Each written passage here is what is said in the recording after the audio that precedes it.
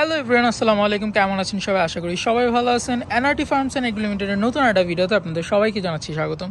So আমি বলছিলাম যে একটা মিনি গার্ডেনের কাজ করব। দেখেন, সো এখানে আগে পুদিনা পাতা লাগানো ছিল। আমি যদি আপনাদেরকে দেখাই, দেখবেন এখনও আছে অনেকগুলো। এই যে এই সাইডটাতে চলে গেছে, পুরোটার মধ্যে পুদিনা পাতা ছিল।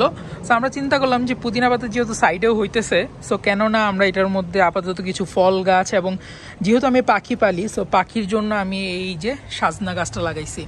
সো সাজনা পাতা সম্পর্কে যাদের আইডিয়া আছে তারা জানেন যে এটা পাখি এবং মানুষ উভয়ের জন্যই খুবই উপকারী একটা গাছ। পাশাপাশি আমাদের এখানে মরিচ গাছ আছে, মাশাআল্লাহ অনেকগুলো মরিচ এখানে ধরে আছে।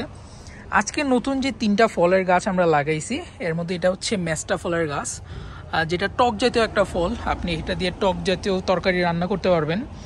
আর এখানে যে 2টা গাছ দেখতে পারতেছেন, এটা 2টা একই প্রজাতির, বাট একটা হচ্ছে সাদা ফল হয় আর একটার মধ্যে হচ্ছে লাল ফল হয়। এটাকে বলা হয় সৌদি আরবে ফিরকিস বা প্লাম জাতীয় যে ফলগুলো আছে, আমরা যে বাজারজাতে দেখি যে কোটার মধ্যে থাকে, প্লাম জাতীয় ফল হচ্ছে এখানে। এটা হচ্ছে আপনার রেড কালারের, আর এটা হচ্ছে হোয়াইট কালারের। আর আমরা চিন্তা করছি ইন ফিউচারে এই যে নিচে মাটিটাকে আর একটু সমান করে এখানে আমরা ধনে পাতা লাগাই দিব। সো দেখতে সুন্দর লাগবে, একদম গ্রিন হয়ে থাকবে, প্লাস উপরে হচ্ছে আমাদের ফলের গাছগুলো কিন্তু ভালো হবে। সো আস্তে আস্তে আমরা এটাকে আরও সুন্দর করার চেষ্টা করব যতটুকু পারি। কাজের পাশাপাশি আমরা পাখি পালতেছি, প্লাস হচ্ছে আমাদের এখানে গার্ডেন একটা সেকশন করব ইনশাল্লাহ। ইন ফিউচারে আমাদের ছাদের যে এই খাঁচাগুলো আছে ওগুলোকে আমরা সুন্দরভাবে রিপেয়ার করে হাঁস মুরগি নিয়ে আসবো।